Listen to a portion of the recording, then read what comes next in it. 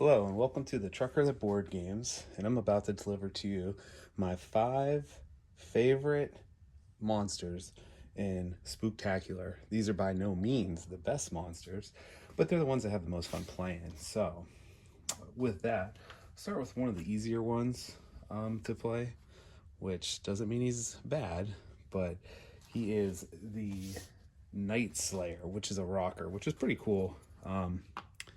His basic thing is he's just going to be going around a board trying to devour as much as possible. And this is his player board. And he's going to get 5 unique cards, which I'll go over. But his turn is basically he's going to play a card, then he's going to mosh, which if he devours a set of guests, which is 5, so there's 5 colors in the game.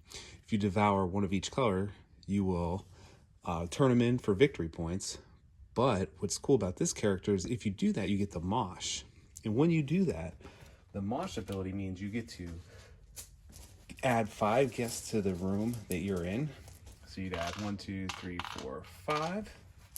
And then you get the spook, which spooking is move a guest out of every door, which you get victory points for. So it's a nice way to get a lot of victory points, especially if you end up in big rooms, which that's what you want to do. You want to end up in rooms that have a lot of doors so that you can put the 5 guests in.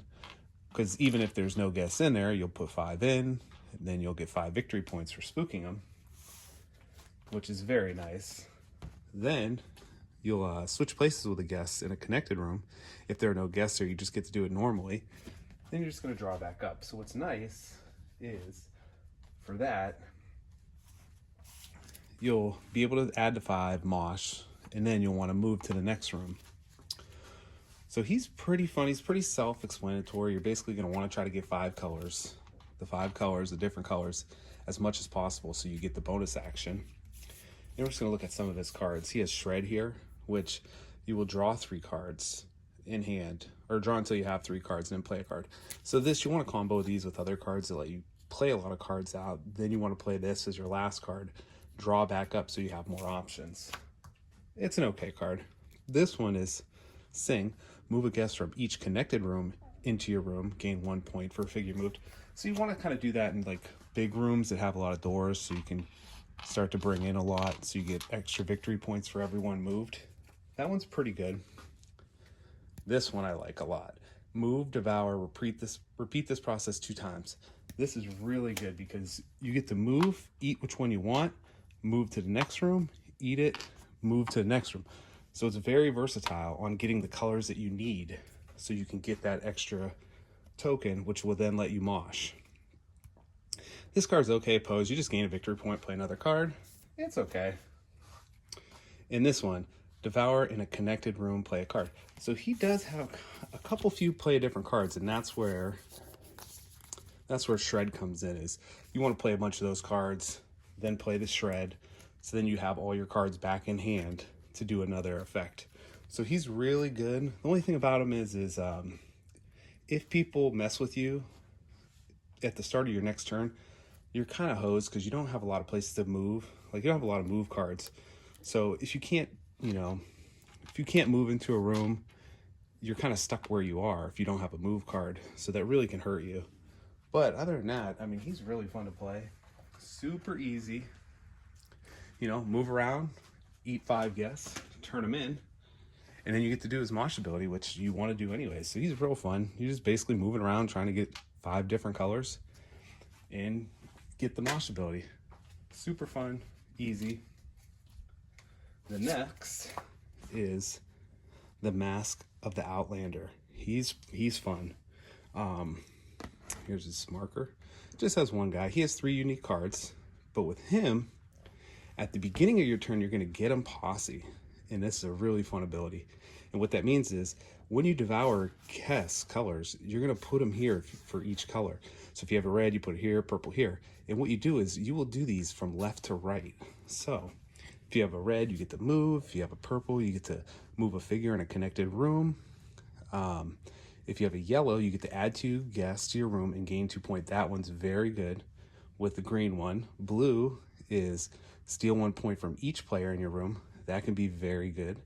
And green, lose 2 points, spook. So this is really good. And what I found with him is if he's on the board, you get to do, you want to try to get 4 colors and then just not get the 5th color. So for me, I would maybe not get like the purple, because if you have red, yellow, blue, and green, you can stack up and have a bunch of those. You could just keep having those the whole game. Don't finish that. You won't have to turn them in. So every turn you will move, add 2 guests to a room, gain 2 points, steal points from a player, and then you get the spook. You lose 2 points, but you're already adding 2 people for this ability, which gains you 2 points. So you're not losing any points, and then you get the spook. So if you're in a big room, you're able to spook, you know, you can get up to 7 points in this room if there's 7 people there. And that's all before you play a card. And then you get to move at the end of the turn and draw back up. So we found that he could be very powerful, very powerful. If you just keep the 4 colors, you don't necessarily want to get a 5th color because you don't want to turn them in. Because you want to be able to do those 4 actions, which here's 3 cards. This is Gang Up. Choose a player in your room, steal 1 point for them per different color of guests in your devour pile. So once again, you're stealing 4 points from them. That is a lot of points. That's a big swing. So if they're ahead, you can go in there and target people. Swap a guest in your devour pile with a guest in your room, play a card.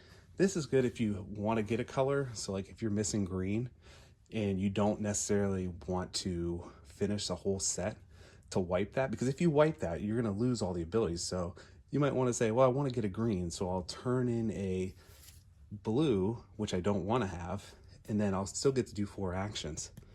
So very good. And these are like my favorite cards. Move, devour, repeat this 2 times. It's just so versatile. You get this early and you can get 3 of the colors that you want right off the bat. And then from then on out, you're already taking 3 bonus actions with the Get 'em Posse before you even play a card. So we found him to be super powerful, super fun. He is all over the board. I mean, he is just moving, move, put people down, spook them, move again.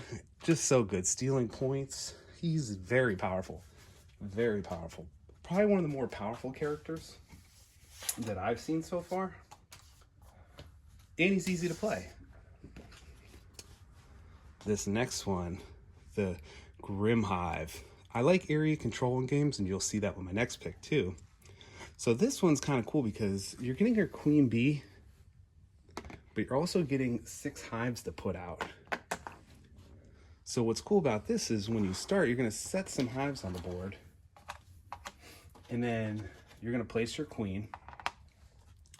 And what's cool about this character is at the start of your turn, if there's no other monsters in that room, you're going to get a victory point for where your hives are. Now, you're not going to gain a victory point if there is a player in the room with your hive. So you definitely want to spread out early. You want to put your hives on the board into rooms that you don't think people are going to want to go into. And then, so basically if there's like no people in a room, like no guests, you want to try to put your hives there because you know people aren't going to go there. And then you'll get the victory points every turn. So the longer the game goes, the better this character gets. And it gets really good towards the end. You get 6 points. And if there is a player, you could put your queen there, and the queen makes it so they cannot conquer that room. So this one's really fun because you get to play a card, you harvest your hives, which is going to gain victory points for every hive where there's not an enemy in that room. So what stinks is if you're playing against like the blob, they're gonna be all over. So the blob can really counteract him and take a lot of your points away. But if you're playing against a lot of single monsters, very good. So you're gonna get to play a card, harvest your hive. So as I was saying, you definitely want to spread out in late game. I mean, you can get 6 points a turn. Not to mention, your cards are pretty good too. You start with 3. This is probably the best card, which I'll go over that in a second. This one you want to get early, Swarm. It's move, then place a hive in your room. So that's really the only way to get hives out is this card. So you want to try to get this card out as much as possible to get out your hives. Every hive you have is another victory point every turn. Pheromones. This card's pretty good. For each hive, move a figure in its room, play a card. So this one lets you move the guests around to combo with like a devour action. And then temptation. For each hive, devour a guest in its room. So once again, end game, I mean, you can devour 6 guests, which basically you can harvest one of each color, and then you're going to turn it in for a ticket, which will be more victory points. So the longer the game goes, the better the Grim Hive gets. And she does get very good, or I would assume it's her. It's a queen. So very fun, not too hard. It's an intermediate character, but I don't think it's that bad. This character here probably has the best board presence, which is Ragu, because he starts with 10 of these blobs, which I do like the area control part of games. So with these blobs, you're going to put a blob in any room to start, but you're going to consume, which basically consume is for each player in a room they are in, steal 1 point from that player per blob chosen in the room. So you can, as you start to spread these out, you're going to start stealing a lot of points from people as the game goes on. So you're going to do that first. So if I have 2 blobs here and somebody has a queen there, I'm going to steal 2 points from her, gain 2 points. So it's really good.